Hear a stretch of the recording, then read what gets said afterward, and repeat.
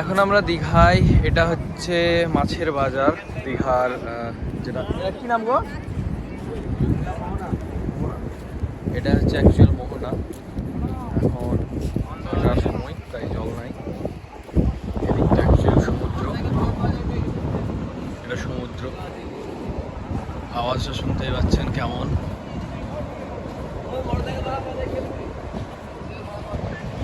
আওয়াজ দেখছেন কেমন, তাল জল।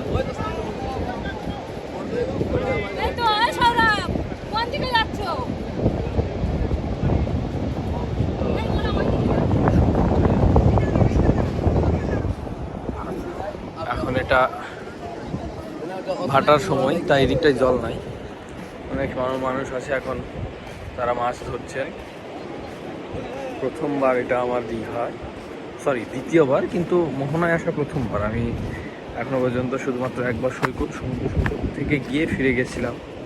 তো এখন এগুলো এখন এসছি আমরা দেখতে। এখন মাছ ধরছেন, এখানেও একজন আছেন, ইনিও ধরছেন।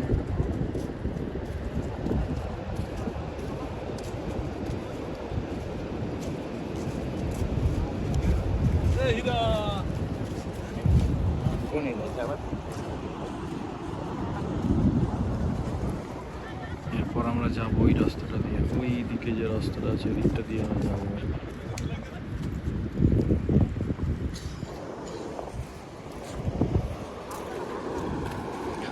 তাল সমুদ্র এখন এদিকটাই।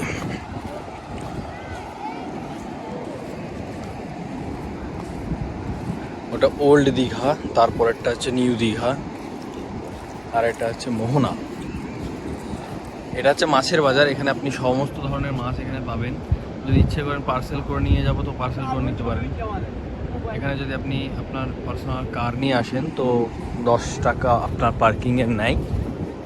এটা কোনো রকম কিছু না, ব্যবসায়ী সমিতি থেকে ওরা নেয় মাছের বাজার হইতে। যাচ্ছে এখন সমুদ্রের দিকে।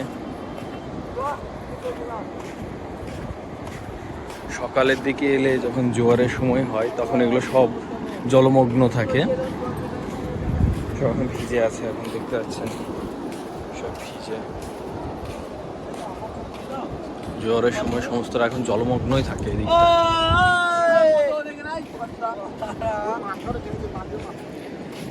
আমরা এখন আছি মোহনায়।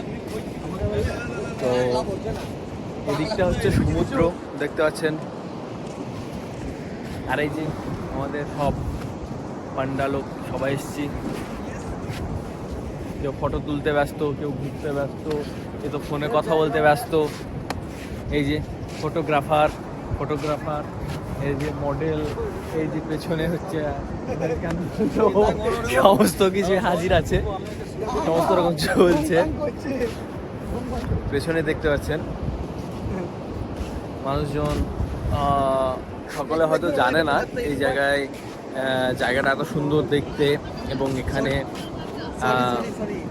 মানে কি বলবো, এই যে সুন্দর ভিউটা আছে হয়তো মানুষ অনেক জানে না। ওই দিকটায় যেটা নিউ দীঘা আছে, মানুষ সেখানে যায়। নিউ দীঘার পরে অন্য কিছু আর দেখা হয়তো তাদের আর উচিত ভাবে না, বা তাদের দেখার মতন সেরকম কেউ গাইড থাকে না বলে তারা আসে না হয়তো। বা এখানে যারা পুরনো আছে, একটা দাদা আমাদের সঙ্গে এসছে, বললো চলো দীঘা সমস্তটা দেখবো। তো আমরা এখন মোহনায় এলাম ঘুরতে, এরপরে যাব শঙ্করপুর দীঘাতে। তো আমরা এখন এখানে 2-3 দিন থাকছি। যতগুলো জায়গা আছে আপনাদেরকে পার্ট বাই পার্ট দেখাবো। তো চলুন দেখি এরপরে কোথায় যাচ্ছি। ভিডিও ভালো লাগলে লাইক করবেন, কিছু মনের কৌতূহল থাকলে সেটা কমেন্ট করবেন, আর পারলে পরে চ্যানেলটা সাবস্ক্রাইব করে দেবেন। আর কিচ্ছু বলার নেই, এইটুকুই। এই যে ফ্যান্স কেন মানুষ, আমি কাটবো না, এগুলো সব দিয়ে দেবো। তো মোহনা থেকে আমাদের যাওয়ার কথা ছিল শঙ্করপুর। তো শঙ্করপুর আমরা যাচ্ছি না, যেহেতু সন্ধ্যে লেগে গেছে, এখন দেখার মতন সেরকম কিছু নেই। তো নিউ দীঘার যেটা পৌরসভার বিল্ডিং আছে টাইটেনিয়াম জাহাজের মডেলে, সেখানে আমরা যাচ্ছি। চলো দেখাচ্ছি।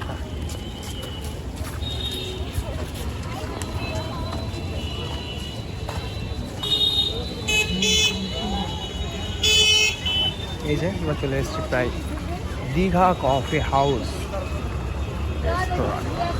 রেস্টুরেন্ট বন্ধুগণ। এর ভিতরে যেতে কীরকম একটা লাগছে যদিও, তবু আমরা যাব, এনজয় করবো এখানে গিয়ে। আমাদের আরও বন্ধুজন আছে এখানে।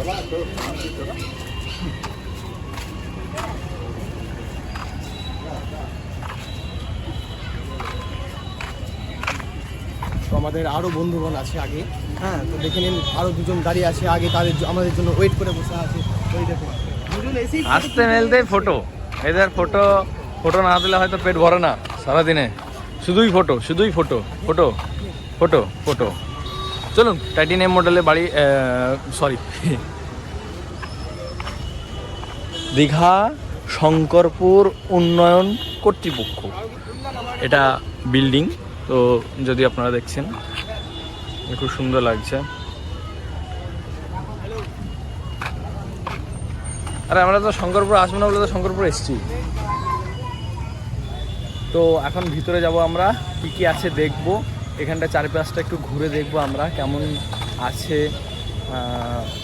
কতটা সৌন্দর্যের মধ্যে করেছে এটা, তো সেটা আমরা দেখব, আপনাদেরকেও দেখাবো। ভিডিও ভালো লাগে অবশ্যই লাইক করবেন। দেখুন চারপাশটা একটু ঘুরে ঘুরে দেখব। এখানে কিছু পার্কের মতন করা আছে, কিছু বসার জায়গা আছে এখানে। এখানে একটু জলের ফোয়ারা আছে, ডলফিন, একটু মানে সিমেন্টের তৈরি কিছু স্তম্ভ আছে এখানে। আর এদের এখন ছবি তোলা শেষ হয়নি, সব জায়গাতে একই, শুধুমাত্র ফটোই ফটো, সারাদিন শুধু এদের ফটোই ফটো চলছে। এখন ফটো সেশন। দাদা এখন চুপচাপ দাঁড়িয়ে আছে, দাদা ভাবছে কি করবো, নিয়ে যাবো। হ্যাঁ চলছে, চলুন দেখা যাক, পরেরটা দেখাচ্ছি।